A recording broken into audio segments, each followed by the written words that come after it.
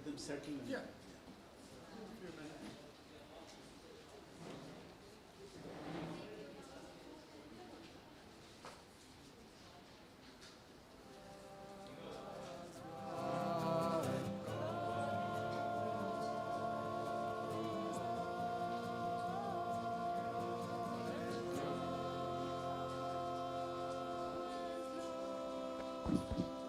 Avatar Meher Baba ki jai. So now we are coming to the final session of this 2 days program, and we have before us Peter Nordin presenting the overview of 1967 to 69. Peter Nordin, please come.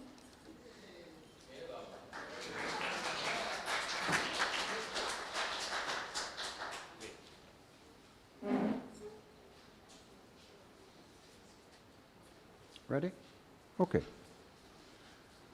Since so much has already been presented about Baba's last 2 years, I'm not going to do that. I'd just be reiterating the same points. So instead, we'll focus on.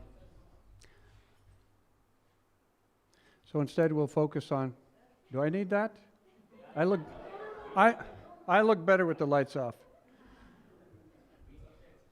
Let's just look at one aspect of Baba's life.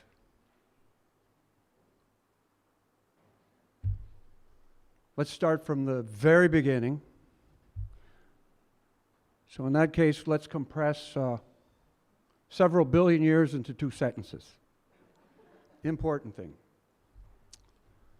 The first soul achieved God and became fused with eternal Avataric infinite consciousness and had to assume responsibility for the whole creation eternally.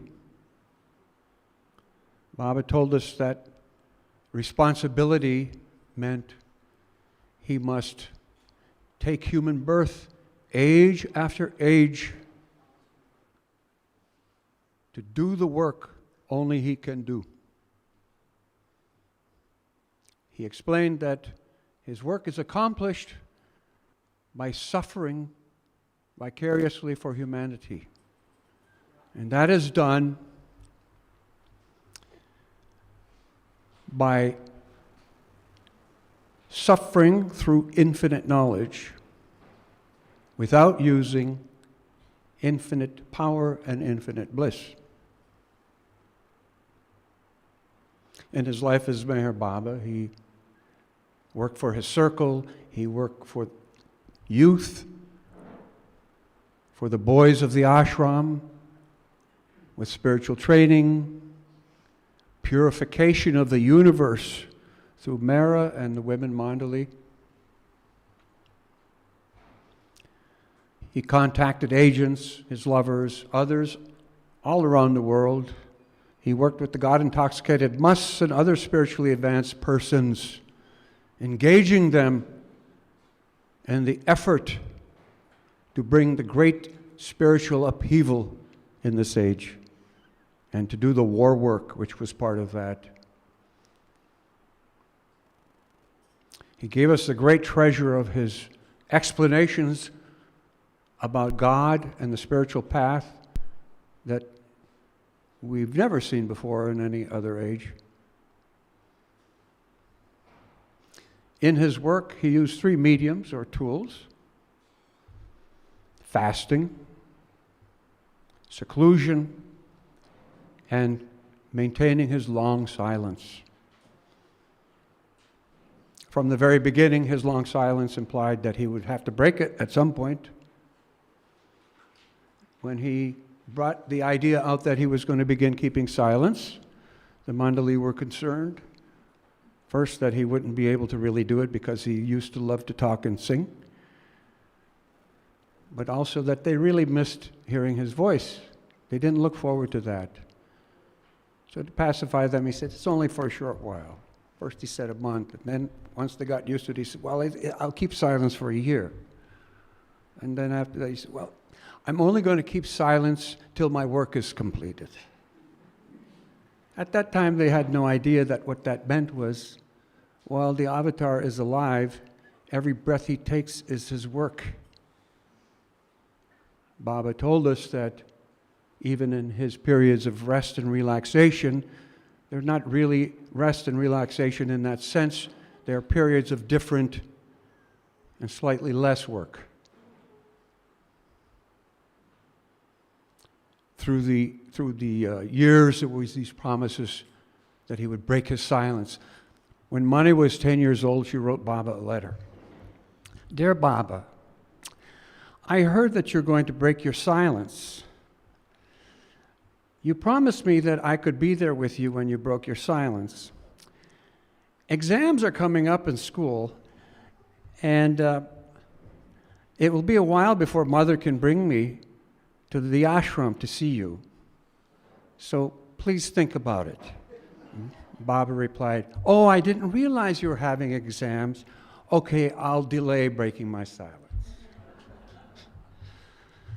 When Baba went to the West for his second trip in Hollywood in 1932, his reception was really quite fantastic. People really were enamored with his charisma, with his presence, his beauty, his explanations.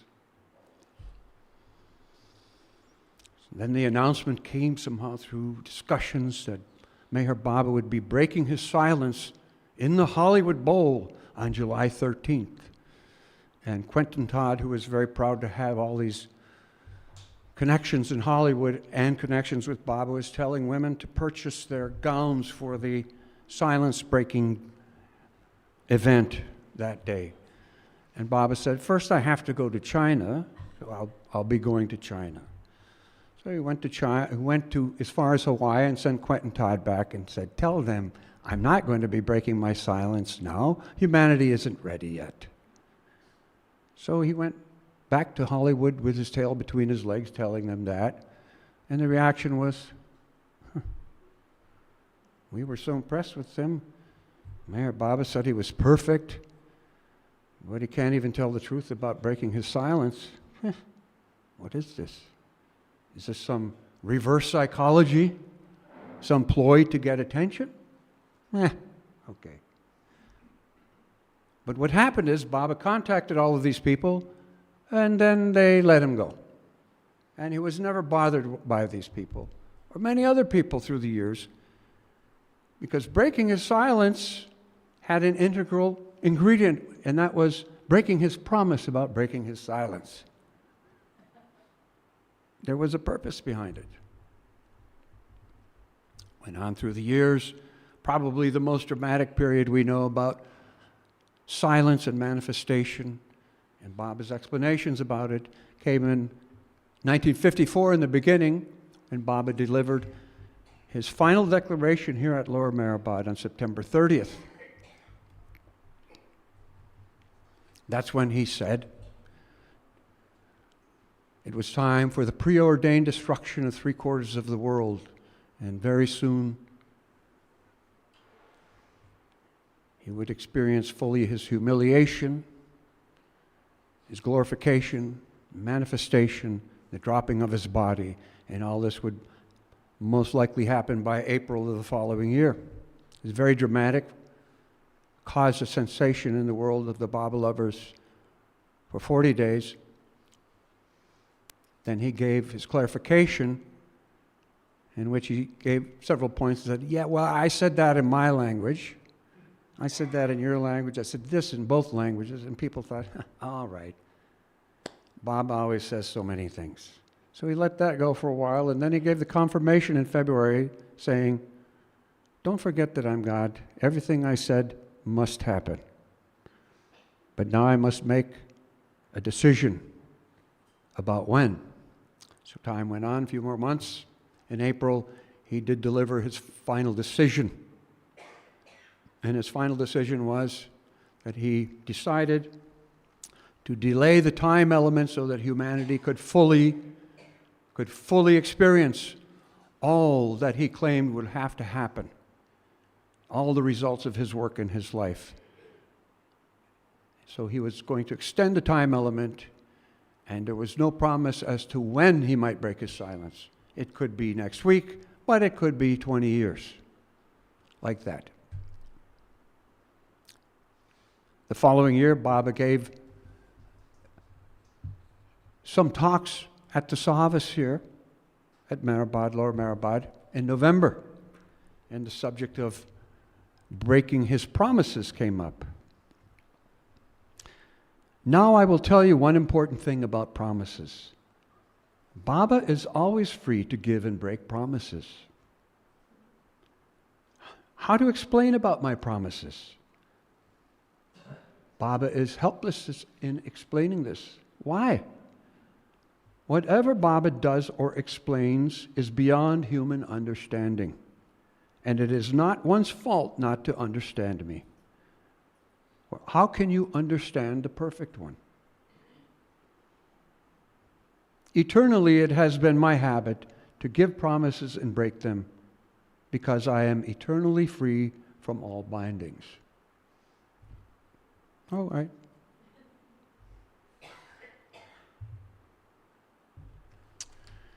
Baba made this statement as part of a message that he gave on June 30th in 1960.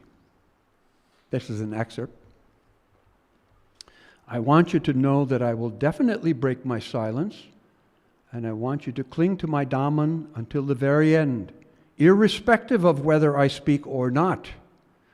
I am the highest of the high, and want you to love me not for any spiritual or material gain, nor for the impending breaking of my silence and my manifestation, but I want you to love me for myself as being God in human form.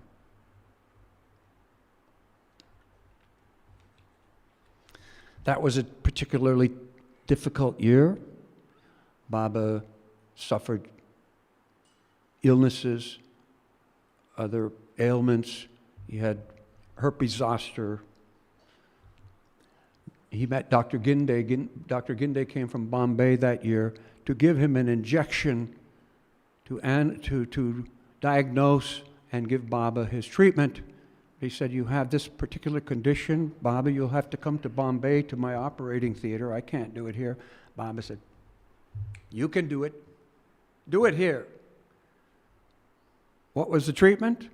It was a long needle that went 4 inches into Baba's skull, into his brain, and an injection at a particular point was done. And Baba assured him, you can do it. Do it here in my room. So that was done. Yes.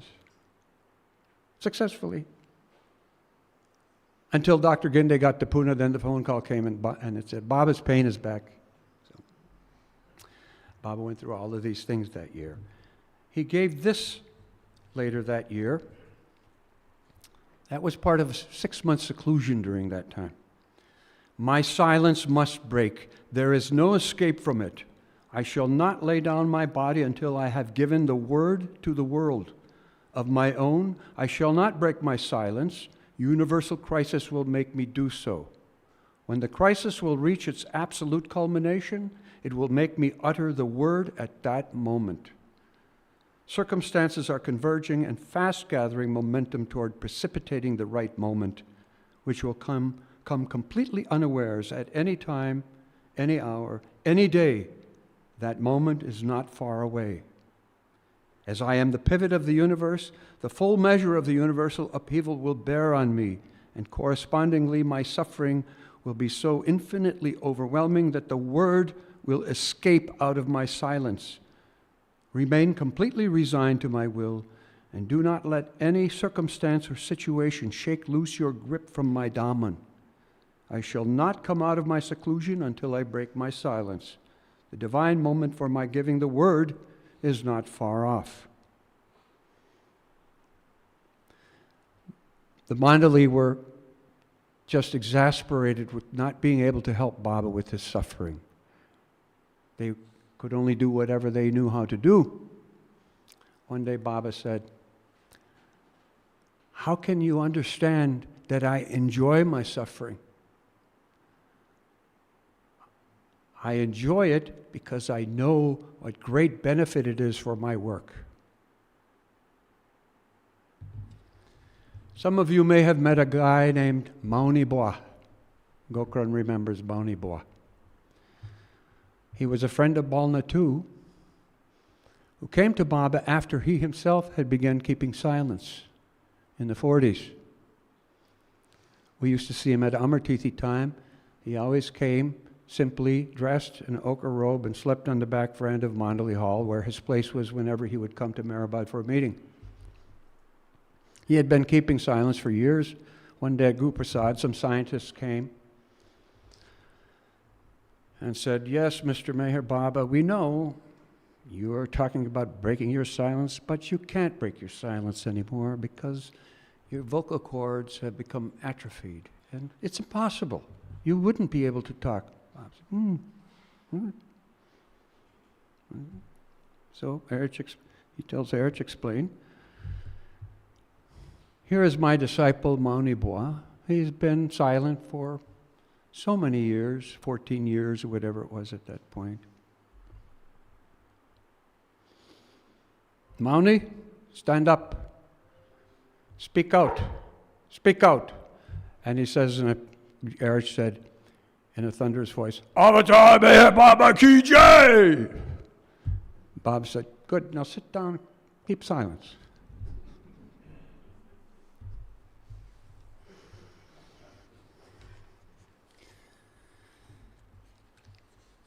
In 1967, Baba came out of that silence to do that film with Louis Van Gasteren. And Louis Van Gasteren asked him,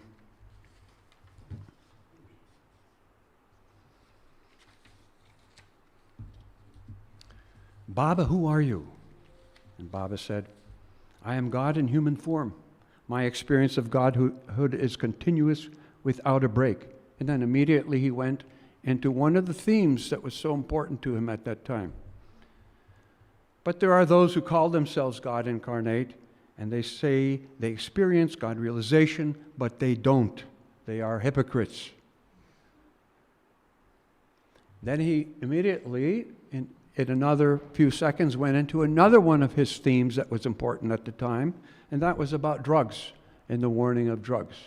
Rick Chapman had returned from India a few months before, and he had met Louis Van Gasteren in California and took him around a little bit. So there was a background context to this. But these were themes that were important in 1967 to Baba for the rest of his life. False masters and drugs, the warnings. He asked him about love. Baba explained about love, the differences of love, and then about the three types of conviction: intellectual conviction, a conviction by sight for those who are spiritually advanced, and then the conviction of realization.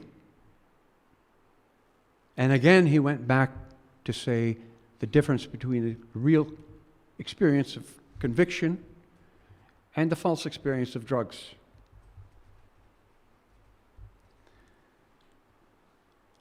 Van Gasteren asked him a question about watching a film. Is a film like meditation? Baba said, "Yeah, I'll answer that, but first there is one important point."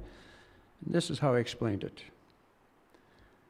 One important point is that this is the 43rd year of my silence. It is a continuous silence without a break. Almost every year I tell my followers that next year I will break my silence. And yet I continue to be silent. It is like a doctor who knows that it will take a month to cure his patient. Yet when he sees the patient, he wants to comfort him. So he says, "Don't worry, after 7 days you'll be all right." Every week the doctor repeats this. And in due time the patient does get well. So I tell my devotees and the world that I will be speaking next year or sometime after next year, and yet I continue my silence. But now positively, I am going to break my silence very soon because the time for the cure is coming, and the patients are also getting impatient for the cure.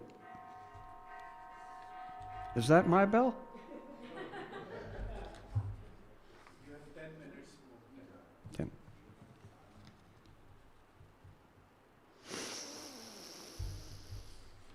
Okay.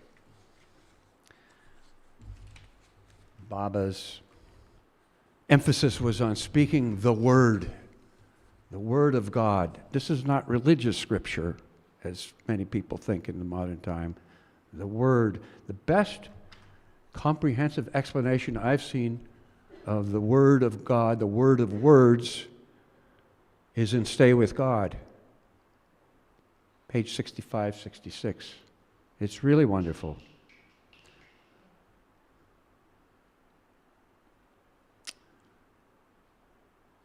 I'll go back to this in a minute. I want to talk about the last days of Baba, his work. The end of July, he stated that his work was completed 100% to his satisfaction,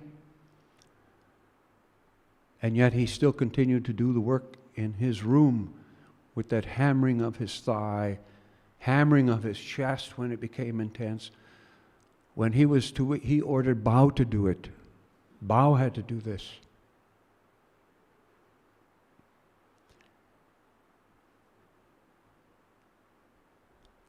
And if Bao didn't do it vigorously enough, Baba would push him away and do it himself. So Bao knew, and then Bao would be more weak. So Bao had to do this. How important his work was. And Baba said at that time he was only finishing the tail of his work. Baba gave this analogy. He said, I am like a commander on a battlefield, mortally wounded, staggering to my death. Yet I see some ants as I'm staggering. In compassion for the ants, I take a few more steps so that I wouldn't fall on them. It's like that now. Erich's comment after Baba dropped the body was, these are truth-loving humanity. People with no specific connection to masters or whatever, but there's an inkling for truth in them for those people. He extended.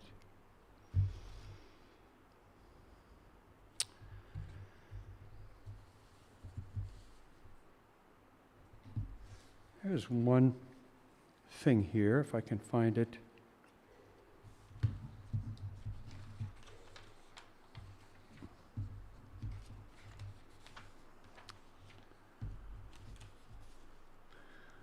I'll just tell you what it is, because I don't know if I have it. Sometime in the 60s, Baba made the comment, maybe it was 63. A perfect master may materialize his body in 10 places simultaneously, but the avatar can materialize his body in 1,000 places simultaneously if he wishes to manifest that way. When I break my silence, I will do this. He made the statement. So after Baba dropped his body, somebody asked Erich once, how will you know if Baba broke his silence? So Erich, remembering the statement, said, if Meher Baba materializes in 1,000 places at once, you'll know for sure that he's broken his silence.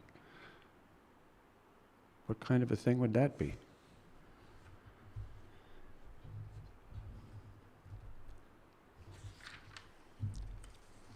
I have a little bit of time left. I'm going to read this bit here.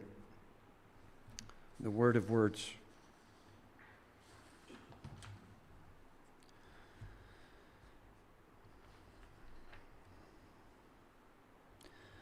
God in the beyond state is likened to a soundless, shoreless ocean. The whim of God for knowledge of himself, who am I, manifested as sound. This oceanic sound is of God and contains and is his experience of power, knowledge, bliss. The emergence of this sound through what is called the Om point, or its creative utterance, produced the worlds of mind, energy, and matter. This primal oceanic sound is the root of all forms and creatures and men, and they are continuously connected with it and derive their life from it. When one closes one's lips and expresses sound, is produced.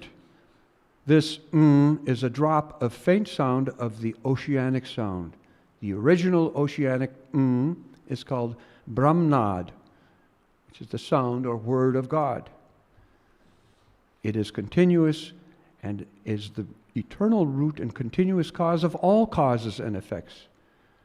In this present age, when words through accumulation and accretion have become meaningless, and all my previous words in the form of precepts are neglected and distorted, I maintain silence. When I break my silence and speak, it will be this primal oceanic which I will utter through my human mouth. And because all forms and words are from this primal sound or original word and are continuously connected with it and have their life from it, when it is uttered by me, it will reverberate in all people and creatures, and all will know that I have broken my silence and have uttered that sound or word. For many years, we wouldn't hear of it because the Mandali were not interested in focusing on the subject of silence. They were interested, as Baba always was, in having people come to him because of love. So they often put away these questions about silence. But Erich did tell us when he was prompted by his brother one day that a few days before Baba dropped his body, he and Francis were in Baba's room at Merazad, and Baba made a sound. It wasn't clearing his throat.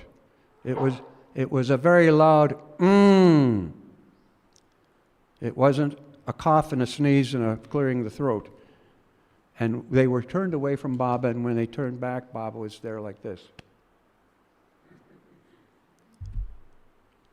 Never explained it, and of course they never asked. But when I heard that, this came to mind. I will utter through my human mouth. Our problem is that we expect to see a result in the gross world immediately. And that's not true. However, I mentioned the story that Erich said Meher Baba would manifest in 1,000 places at once. What comes to mind is that after Baba dropped his body, the very next day when people were so much in grief, here at Mehrabad, Muhammad Damas was jubilant. He's saying, Baba is everywhere now. I see him everywhere. He's there, Baba is here. Baba is here now, everywhere. His experience was seeing Baba in 1,000 places at once. However, if that is really the case, it'll take some time for this manifestation into the gross world. That's the way I look at it. Do I have 1 minute left? 30 seconds? 15. One of my favorite sayings from Baba from 1965. When the word of my love breaks out of its silence and speaks in your hearts, telling you who I really am, then you will know that that is the real word you have always been longing to hear. Yeah, Papa.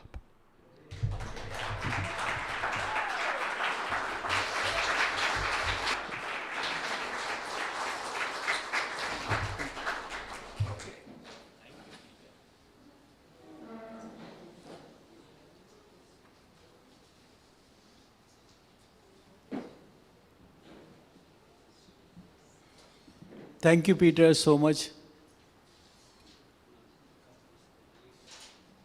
More than your presentation, you have saved me from asking you to stop. You yourself did that obligation to me. Thank you so much. Now our next presentation is from our new trustee, Sri Rajendra Meher, and he's connected with the Hyderabad Center. He did the translation of Baba Bhauji's Lord Meher, the Western edition into Indian edition. They did a great work, and now he is looking after the farming here, the vegetable aspect. That means he is connected to Baba's God Speaks, the primitive form, the second stage. So he would be just sharing his presentation about the Indian version of Lord Meher translation.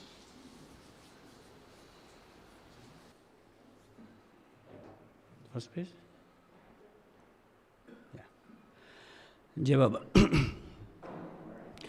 It's like making of Indian version of Lord Meher, English version, and recently we have completed the translation into Telugu. But basically, this has a huge impact on our lives. Someone was asking, what inspired you? We didn't get that inspiration. He wanted it, as simple as that.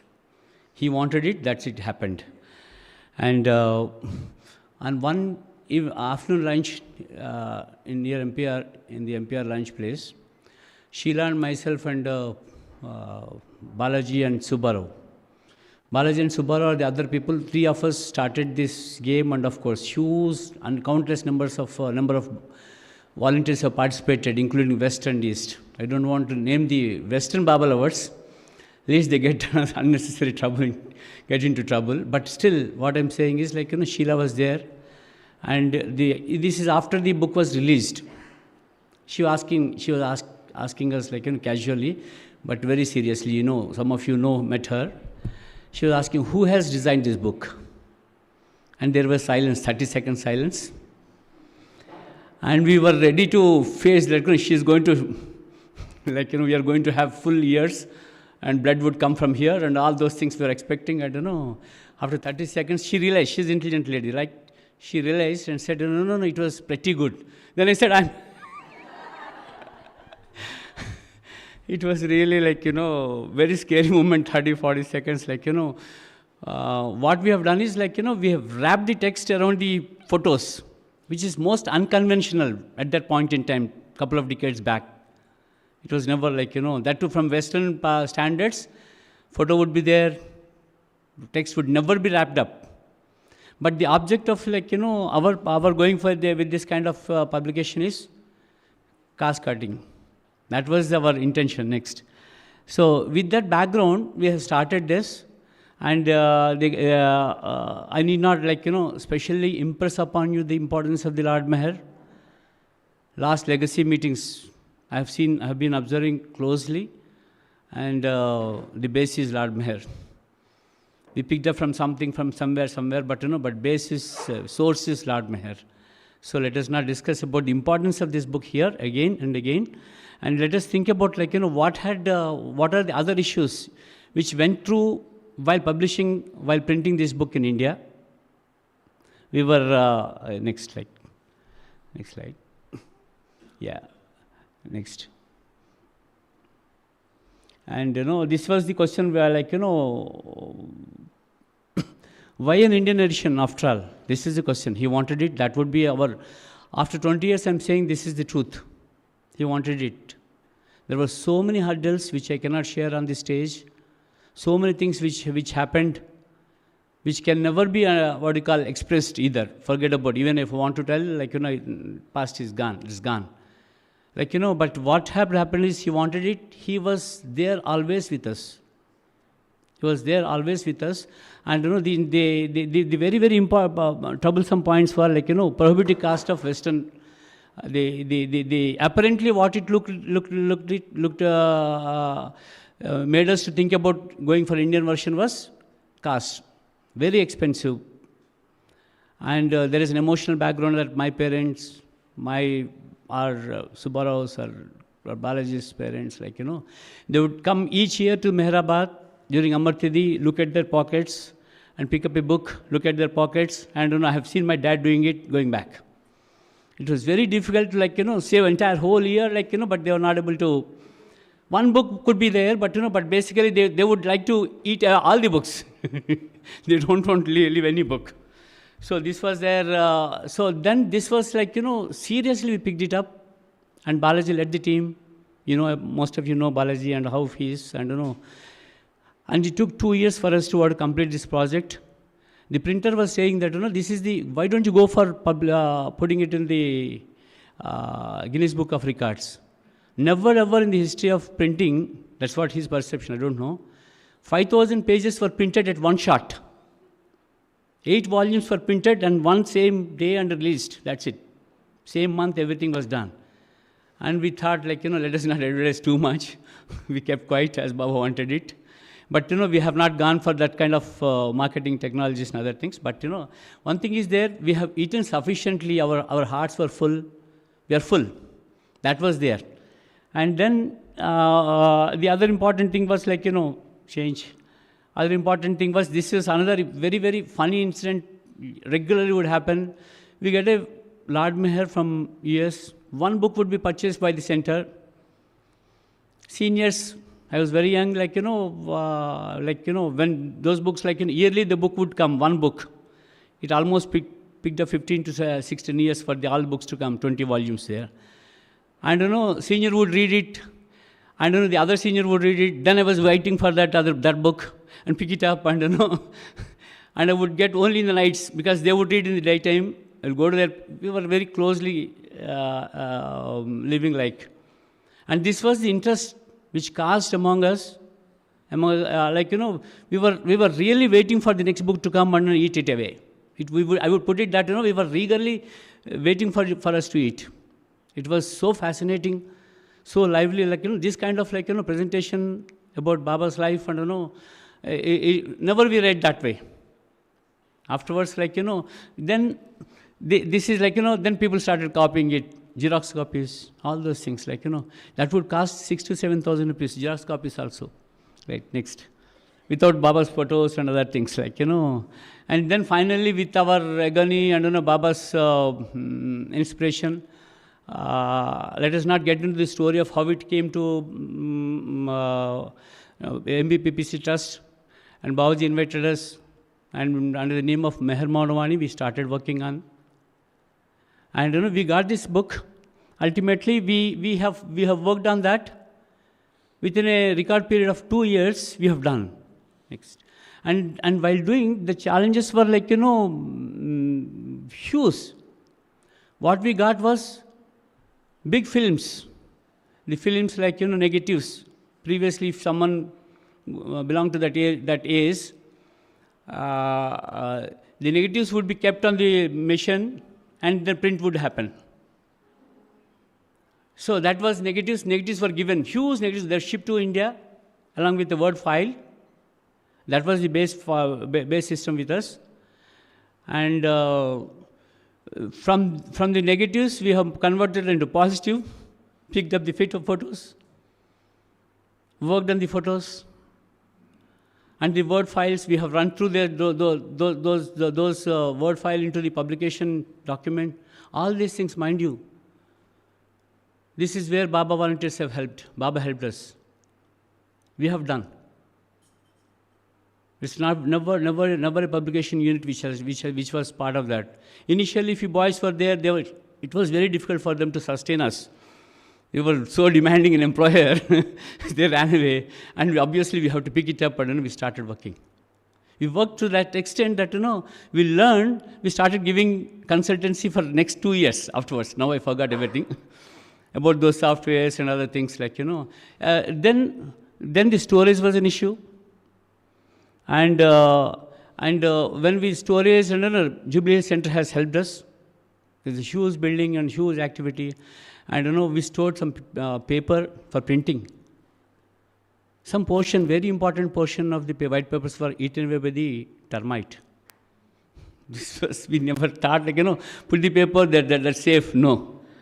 It's like Mehrabad only, that place also stony area, and gone. But with such a kind of arts, all arts, we could work on that. Ultimately, a day came where we thought we are ready with the publication. And then the question of economics comes. We have decided to place that, not we, Balaji has decided to place that at 3,500 rupees. The Xerox copy then would cost 7,000 rupees without photos. And this was placed, and ultimately, like we have. Next. We came to the Amartidi and gave all those people who came for Amartidi book tender for 3,500 rupees we have given. Afterwards, we have added some prices for the booksellers, resellers. There was no cost to the Meher Manwani, there was no profit on that. But the enhanced prices of Lord Meher, whatever you see, they go to the distributors. That's how it is. That is how we are emotionally connected to this book. And printing and activity. I tell you, like, at Jubilee Hills, like, weeks together we used to be there. Some of the time, like Saturday, Sundays, everyone would come, 30, 40, 50 boys and girls would come. And there would be 1 or 2 boys, who would cook for us. It would be very expensive for us to book order food for us. They would help us in cooking food and feeding us. And ultimately, it was like like a huge, festival. Ultimately, when you look back, that is the golden era, at least of my life. I'm very happy to share that moment, but some of you, proofreading was there. Gopi was also part of that. Everyone, none was spared in Hyderabad. We have not allowed anyone to sit cool. We have talked to everyone. We made everyone work, and ultimately, the distribution is like afterwards we have created Meher Book House, which is actively working now. After Balaji, and we wanted an institution. Well, Balaji was there, we have created that. And we also had some fancy things like, if you see the Lord Meher, each para would have first word would be in capitals. The intention is, if subject is changed, you would have a new, that para would start with a, but none of us like that. We have to change everything. We went there and kept on changing entire 5,000 pages. Because whatever it is, then we thought that is right. And so this is how minutely we kept on working. Each para was verification, editing. The most difficult part was about the cast. Balaji would come back and say, can you reduce 67 pages? Whatever number of pages we are going to publish, he would say 67. What is that? All the numbers should be divided by 16. Then only we get economy. Otherwise, you lose some pages. And then 67 pages. How do you reduce that? And we reduce the photos, size of the photo, font size, all those things. When you do that, what happens? Photos would stay there, text would go away. You have to come back again, do it again. And I tell you, and Subbarao would say that, no, this line should be there under this photo. And I would start doing everything again back. So ultimately a day has come, then we said, we are going for print. And the printing process is very funny. Generally, we give to a book house, a printing house. Here, we haven't done that. We purchased paper. We gave this paper to the printer. He printed it. We brought the papers back. We went to someone who cuts them. We went to someone who stitches them. Went to someone who binds them. So this is how the topmost publisher in Hyderabad is the number 1 in Asia. Pragati, he has that owner of that shop has taken darshan of Meher Baba. He was telling how you could put this price at 3,500 rupees. If I were to work on this book, it would cost me roughly around 15,000. Are you getting funds from West? Or someone is giving us? No, absolutely no. Because pre-press, post-press, we have worked, all volunteers have worked. Whatever may be the little contribution. That has made this publication so effective. And I tell you, photos have come very well. Even you can go back and see. And the photos are the pagination, everything it's like of course, definitely you will see that, it could have been a better cover could have been there, kind of thing. But 3,500 was the target. We back worked. It's not that you can. And Balkrishna Meher was asking me in the morning, what is the lesson you have learnt? You should answer this question. And then I realized, like, if we work together, any point in time, while working for Baba together, his helping hand is always there with us, and we can achieve everything and anything. And afterwards, we achieved everything and anything. Jai Baba, Avatar Meher Baba ki jai.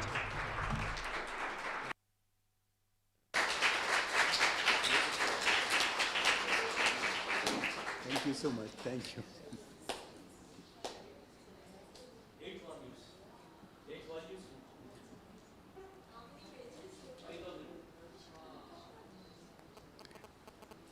If we had time, we could have full seminar on his presentation. He was so happy when he was sharing his experience. And actually, when they were doing this work, at that time, we had an opportunity to visit Hyderabad, that center where they were working. And we could not meet them because they were actually living in seclusion there. They were not living in their families, but they were living in this building which was shown here. That was Silver Jubilee Hill Baba Center in Hyderabad.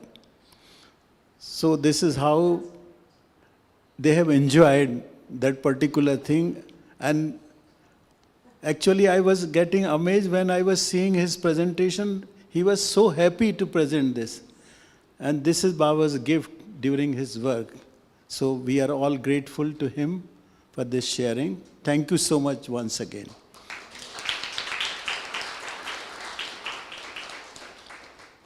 Now we have next presentation, Dr. Ashima Acharya.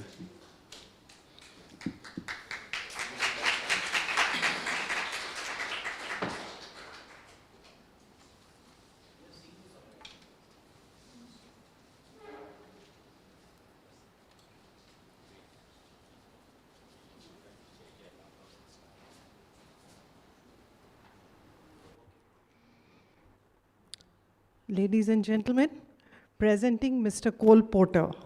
You all just saw some of his pictures. So he is one of the most respected American songwriter.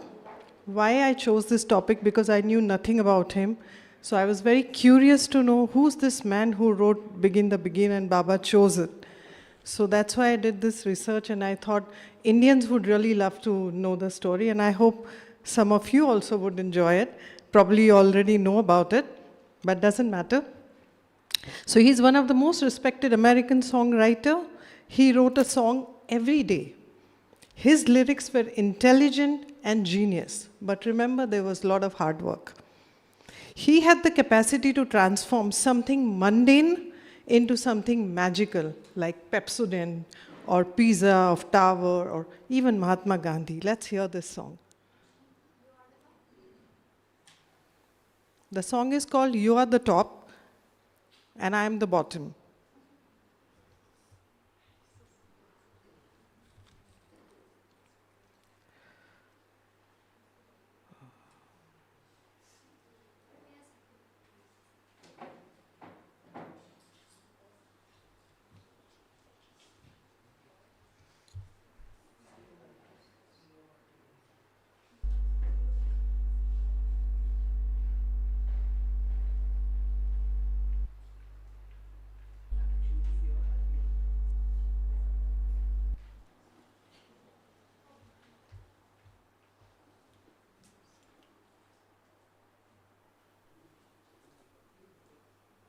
Sound.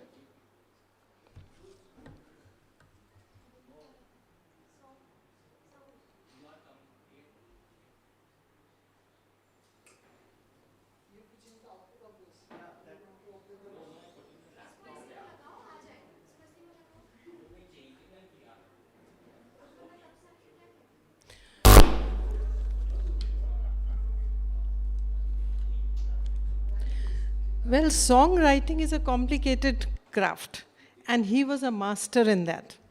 He wrote the words and the music.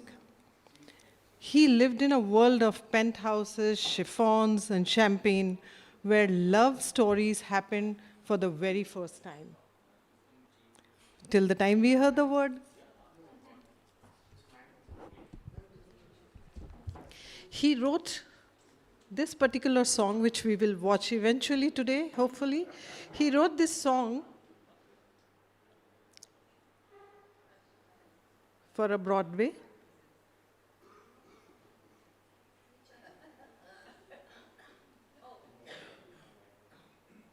Change the wires and do something, boys, girls, tech team.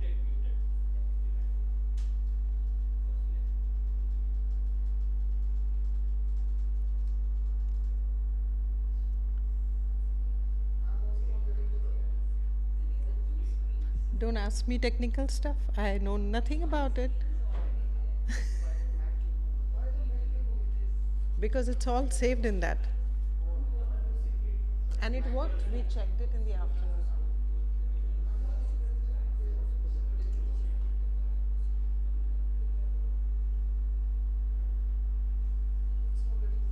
It was working in the afternoon. We checked. I don't care about that. Forget about that. That's not important.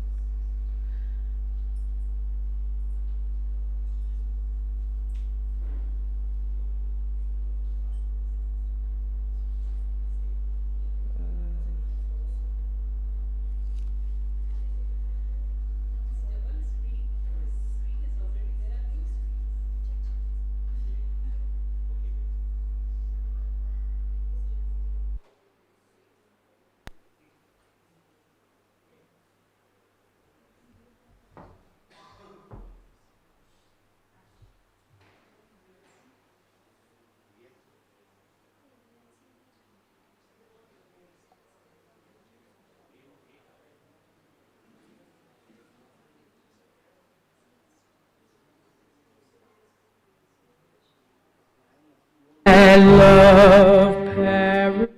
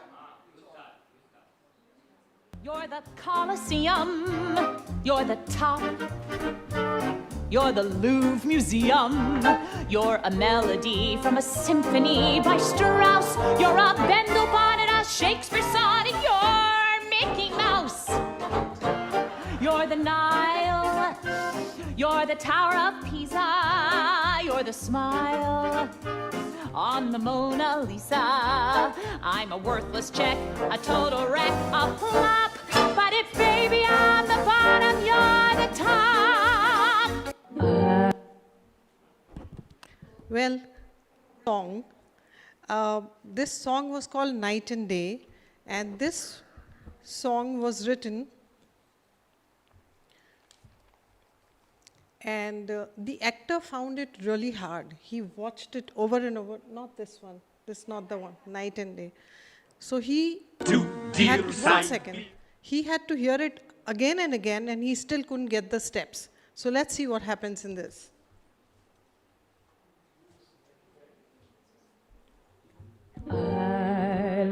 You're the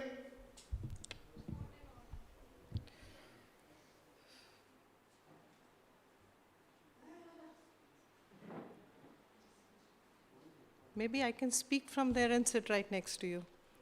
Give me a hand mic.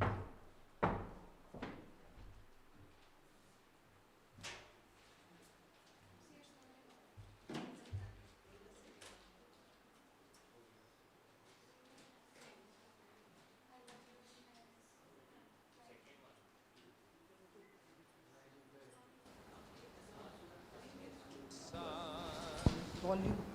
Whether near to me or far, it's no matter, darling, where you are. I think of the sun. Whether near to me or far, it's no matter, darling, where you are. I think of the... Oh! Stop!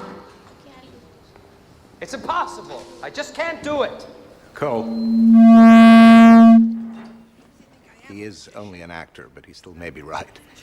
He's tried it 7 times. The song's a problem. No, I told you we should have given it to Astaire. Beard, the song is not a problem. It's a challenge. All right? Just give me a moment, all right? Jack, dear boy, what can I do to help? Anything. Just name it. Write another song. Oh, God, that cuts me right to the quick. I know it's god-awful, but it's the best I can do. And we open in 3 days. Look, Mr. Porter, the song goes so high and so low, it is impossible. It's not impossible, Jack. I wrote it with you in mind. I know you've got it in your voice. I can sing it, and I have a range of 3 notes. Where did you come up with it? Well, I get all my ideas from a little Chinese man in Poughkeepsie. Listen, you can sing this. The problem is you're not having any fun. Just don't think about the melody. Just think about the words. It's about obsession. It's about being in love. You've been in love? All right, obsess about it. Just sing it with me. Think about the lyrics and just look at me. One more time. Jimmy? Like the beat, beat, beat of the tom-tom.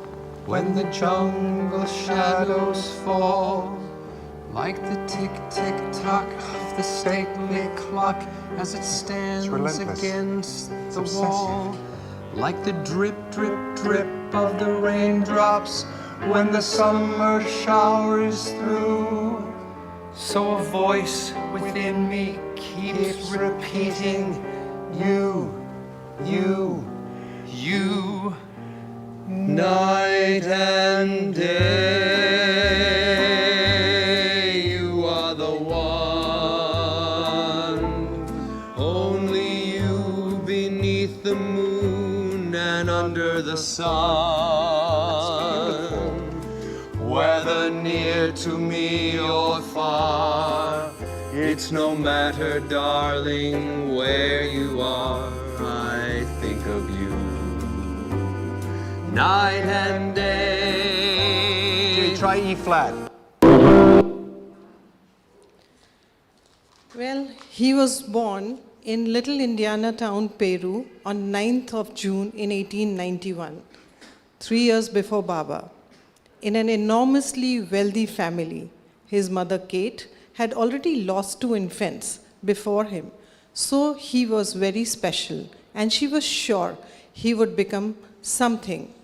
He started composing music at a very young age, and at the age of 10, he had already composed music, and his mother purchased copies of the music and gifted it to all her friends to show off how talented her son was.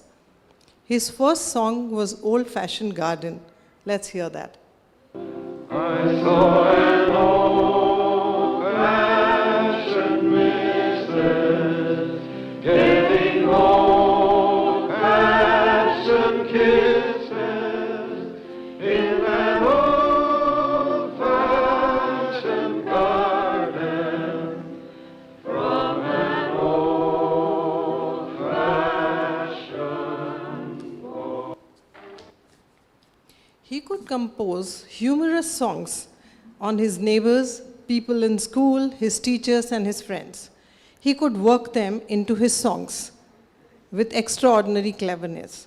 This might have given him the taste of the world he sought for. He wrote a song, Bingo Bingo, which is an early football fight song while he was attending Yale University. The song was Bingo Bingo Bingo, That's the lingo. It's not there, so don't try to find it, technical team. Ellie is bound to win. There is to be a victory, so watch the team begin. Harvard team can't prevail. Fight, fight with all you might. He wanted to be a football hero, but he was a short man, so he was never allowed to play football.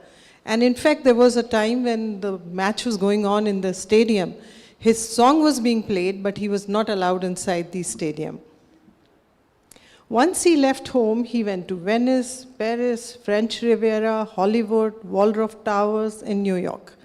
There's a story about Waldorf Towers that when they made that hotel, they gave him a 9-room suite free for life. So he stayed there when he moved to New York later on. He stayed there till the time he passed away. Wherever he went, the Peru, Indiana was always within him. You will see it later why. Later in 1919, he married Linda Lee Thomas. He met her in Paris. She was slightly older and was extremely rich, in fact, twice as rich as he was. She was a beauty, and people waited outside the restaurant to see her when she came in. But after marriage, he stopped writing, and he lived a party life in Paris, Venice, and private planes. Linda was delighted to marry him, and she almost took over sort of Kate's place. That was his mom's place, not like a mom, but inspired him to write and compose serious music, which was the art music, which he did. But he didn't get applause, which he wanted. Then it happened, and he was introduced to Broadway. He wrote, "Let's Do It." It was a love song. Lyrics were catchy, and he said it in so many words. In fact, this song was used as a sex education in schools. When he came to New York, 42nd Street Broadway, as suggested by his fellow composers, to come to New York if he wanted to be famous. He wrote about the life he knew. Let's watch this song, Please Don't Monkey with Broadway. Due to landscape gardeners gifted, Father Knickerbocker's face is being lifted so much that you hardly know it as such. All the streets are being dressed up, so before they ruin Broadway, I suggest up you go to the city fathers and say, whoa, glorify 6th Avenue and put bathrooms in the zoo. But please, don't monkey with Broadway. Put big floodlights in the park and put Harlem in the dark. But please, don't monkey with Broadway. Though it's tawdry and plain, it's a lovely old lane, full of landmarks galore and memories gay. So move Grant's Tomb to Union Square and put Brooklyn anywhere. But please, please, I beg on my knees, don't monkey with old Broadway. Then he wrote another song called Anything Goes. This was about, the stockings which were, if you showed them in certain time of the era, it was not nice.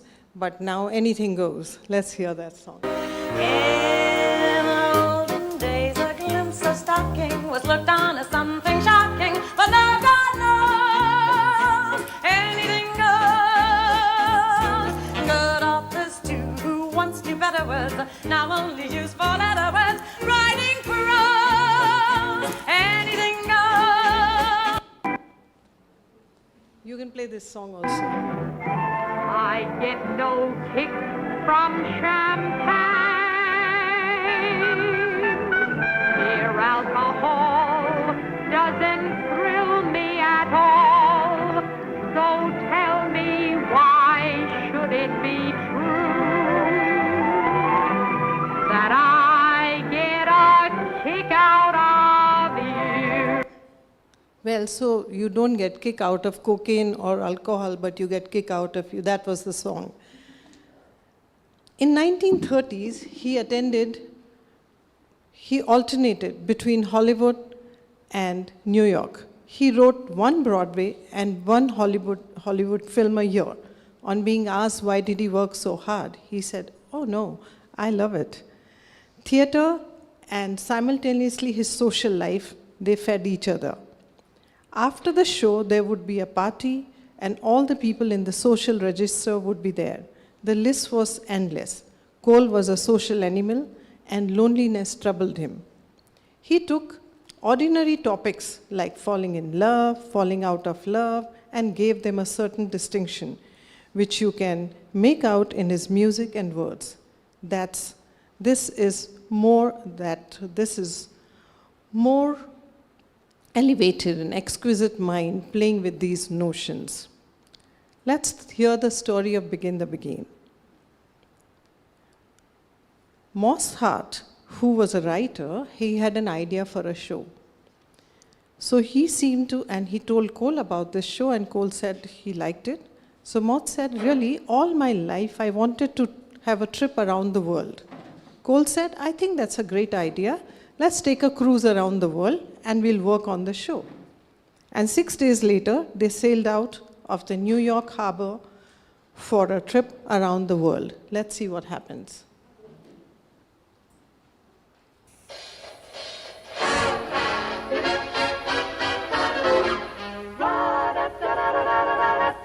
When they begin the begging, listen to it bringing back the sentimental sound of music so tender.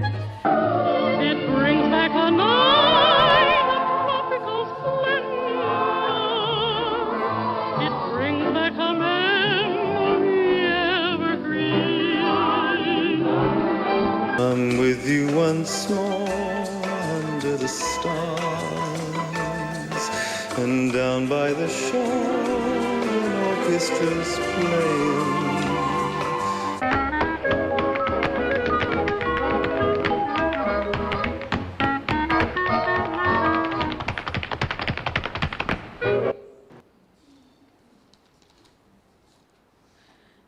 The begin itself is a very, very sexy kind of and sensual kind of rhythm.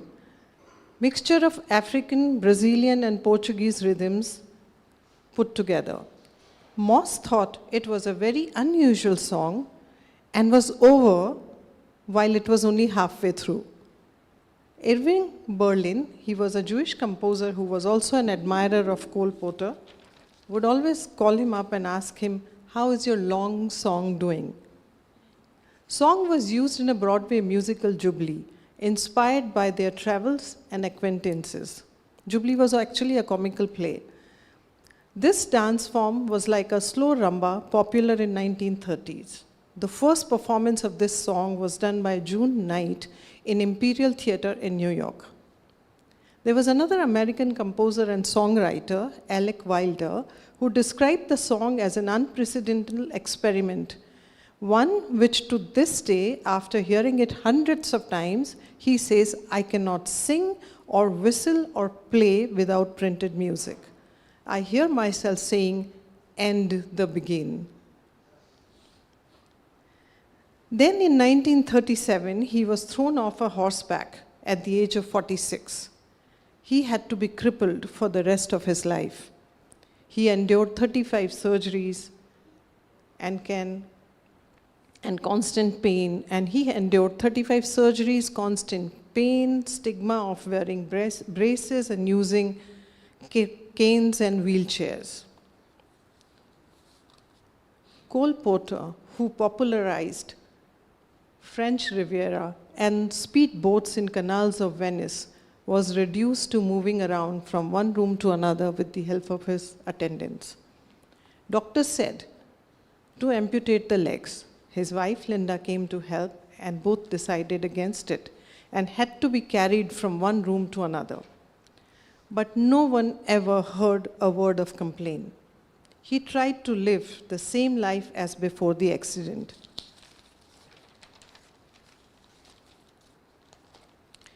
His body was a battleground of alcohol and medical drugs. He was suffering but had a secret to his joyfulness, which came from his music. He said, never explain, never complain. As years went by, his pain increased, and his physical maladies, perhaps they increased and his melodies changed. His desire for escapism increased. Let's hear the next song, Be a clown. Be a clown. Be a clown. All the world loves a clown. Act the fool. Play the cat. And you'll always have the last laugh. Wear the cap and the bells. And you'll rate with all the great swells. If you become a doctor, folks will face you with dread. If you become a dentist, they'll be glad when you're dead. You'll get a bigger hand if you can stand on your head. Be a clown, be a clown, be a clown. Be a clown. Be a clown. All the world. Well, he was growing up, when he grew up in Peru, he had grown up with circus. Every winter, there would be various circus which came to his town, and that's where a lot of his songs were in the form of circus. As a child, he admired performances, costumes, and the circus spectacle, eccentricities, and showmanship. All this shaped his creative thoughts and flamboyant style. And he always gave reference that it all came from watching the circus in the childhood.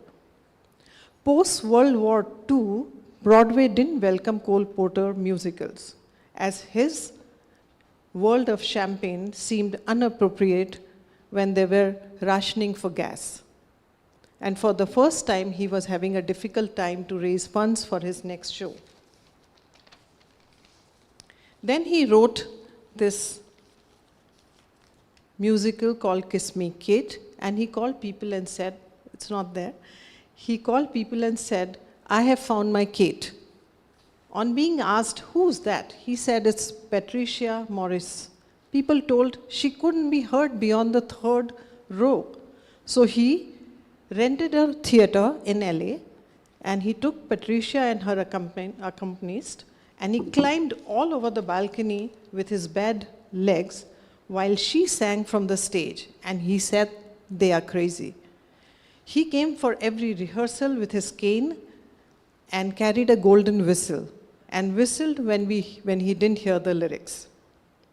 He wrote amusing lyrics and composed the music. The only time, and it all was done by him all alone, but the only time he had a collaborator was Shakespeare when he wrote Brush Up Your Shakespeare. Let's hear that. Brush up your Shakespeare. Start quoting him now. Brush up your Shakespeare, and the women you will wow.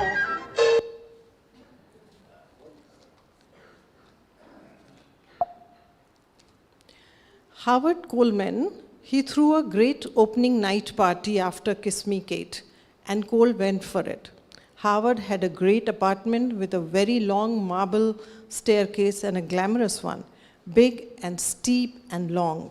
As he entered, someone yelled, Cole, we have got a hit. He threw his stick and he went those stairs one by one without any assistance. And then came a show in Paris. He wrote, I Love Paris. Let's watch this. What happened? It's there. I love Paris in the springtime. I love Paris in the fall. I love Paris in the winter when it drizzles. I love Paris in the summer when it sizzles. Then there was another song he wanted to write about Siberia. He said, Siberia is beautiful, as he was guest with the Grand Duke, and he goes on and on and on praising Siberia. He was told, Siberia is a coal mine. It's like a jail for average people. He said, no, it's beautiful. So he wrote Siberia. Let's hear that. Dear Siberia, to Siberia, There's a most delicious bill of fare. You must try our filet of polar bear. How when we meet in sweet Siberia to protect us from diphtheria, we can toast our toes on the lady Eskimos in cheery Siberia. Yeah. He lived like a Maharaja, but was able to deal with diversities. At the end of life, he had 2 people for dinner. First, he was having big dinner parties, and now he had only 2 people for dinner, who once, when they came in the house, they were shifted into another room, and they said, look at this book, look at that painting. Once coal was ready and he was put at the dining table, the guests were permitted to come in the dining hall. At the same time, at the show time, a powerful man would carry him on his shoulders, put him on his seat, and reverse the whole process after the show. In 1958, leg was amputated, and all desires to write was also cut. He felt sorry, and he didn't miss seeing anything. And then somebody asked him, don't you miss something? And he says, wait a minute, I just miss my pair of chairs. Well, Cole Porter's life, so filled with applause and chandeliers, ends not on a stage, but in a hospital room. No orchestra waits outside the door. No family, no close friends hold his hand. Only the soft machinery of breath and the long silence that follows a lifetime of music. The man who taught the world how to dance leaves it without a farewell tune of his own. And yet, this is not the end of his song. 5 years later, far away from that lonely room, Meher Baba drops his body. No words are spoken, but music is. At Baba's instruction, a song is written decades earlier, begins to play, begin the begin. Not chosen in haste, not chosen by chance, Baba had asked for it years before his passing. So important was this music to him that he prepared his mandali long in advance. Erich was taught the song carefully, so even if no record could be found, even if the world went silent, the song would still live, carried by a human voice. The man who died alone is remembered in the final moments of the Avatar. In that music, Cole Porter is no longer confined to a hospital bed. He is included, he is claimed, he belongs. Jai Baba.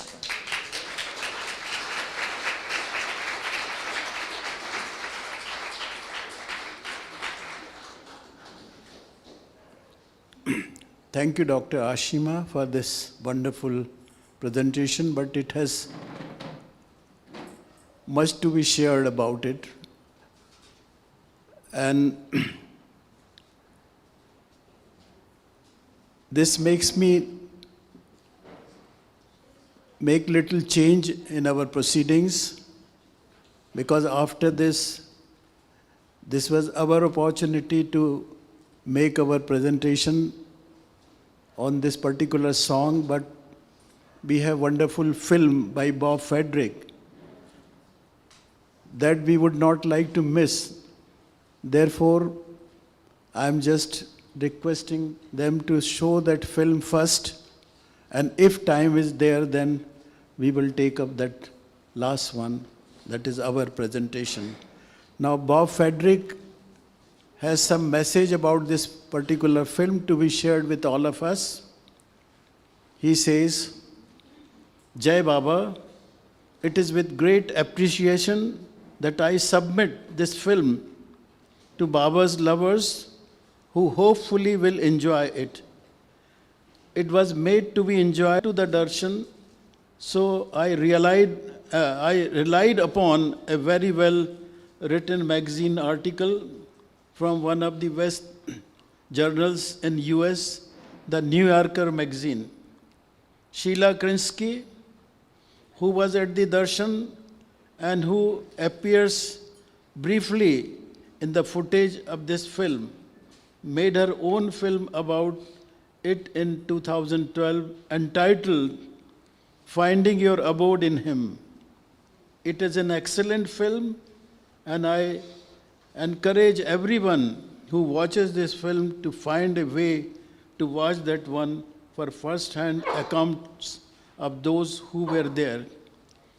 The Sufis have made a film as well entitled A Glimpses of Your Shadow, which is on YouTube.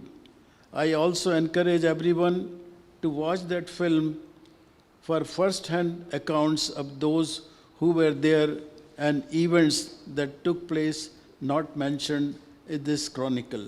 Jai Baba. So with this, we have now Bob Frederick's film, and it is titled, when he was making for about 10-15 days, every time he would be changing the title and he would be suggesting me some new title, but finally, this is Summer of 1969. That is the title of this film, final title. So we have this, and he's still making more, adding some more material after this also. So this is incomplete at present. So with this, we have Bob Frederick's film.